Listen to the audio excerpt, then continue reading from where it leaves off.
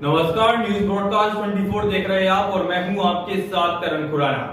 हरियाणा में BJP JJP गठबंधन तोड़ने पर क्या केंद्रीय गृह मंत्री अमित शाह की मुहर लग चुकी है?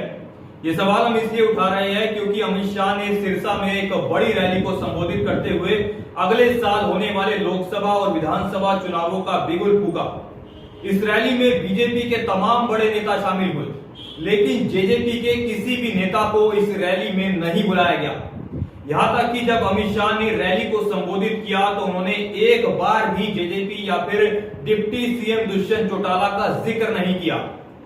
अमित शाह बस अपने पूरे भाषण में कांग्रेस और भूपेंद्र सिंह हुड्डा को कोसते रहे। कांग्रेस की पूर्व सरकार को उन्होंने 3D की सरकार बताया, लेकिन एक बार भी अमित शाह ने जेजेपी या फिर डिप्टी सीएम दुष्यंत चौटाला का जिक्र नहीं किया। यहां तक कि उन्हें रैली का निमंत्रण भी नहीं दिया गया। अमित शाह ने प्रदेश अध्यक्ष ओपी धनखड़ को अपना मित्र और अनिल विज को गुरु मंत्री बताया, लेकिन बाकी किसी नेता को लेकर कोई टिप्पणी नहीं की। मित्रों, ये हुड्डा सरकार जो थी ये 3D सरकार थी। 3D का मतलब है 1D दरबारी, अपने दरबारियों की सरकार थी। दूसरा D दामाद की सरकार थी। कौन सा दामाद समझ रहे हो ना? अरे समझ रहे हो या नहीं समझ रहे हो? दिल्ली के दामाद की बात कर रहा हूं, समझ रहे हो ना? एक दरबारी, एक ताबाद और तीसरे डीलरों की सरकार थी। मनोहर लाल जी ने तीनों डी को समाप्त कर दिया है। अब हम आपको एक और बड़ी वजह बताते हैं जिस वजह से कहा जा रहा है कि जेजेपी के साथ गठबंधन तोड़ने पर का अमित शाह भी मन बना चुके हैं।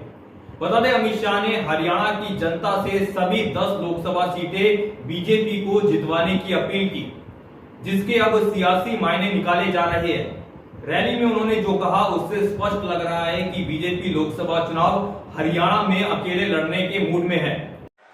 मोदी जी तक आवाज जानी चाहिए कि हरियाणा में फिर से 10 की 10 सीटें पर कमल खिलने वाला है। आप अपनी स्क्रीन पर दैनिक भास्कर की ये खबर भी देख सकते हैं, जिसमें लिखा है कि हरियाणा में अमित शाह की सियासत, चौधरी देवीलाल को सराहा, चौटाला फैमिली के खिलाफ कुछ नहीं बोले, जेजेपी को रैली में नहीं बुलाया।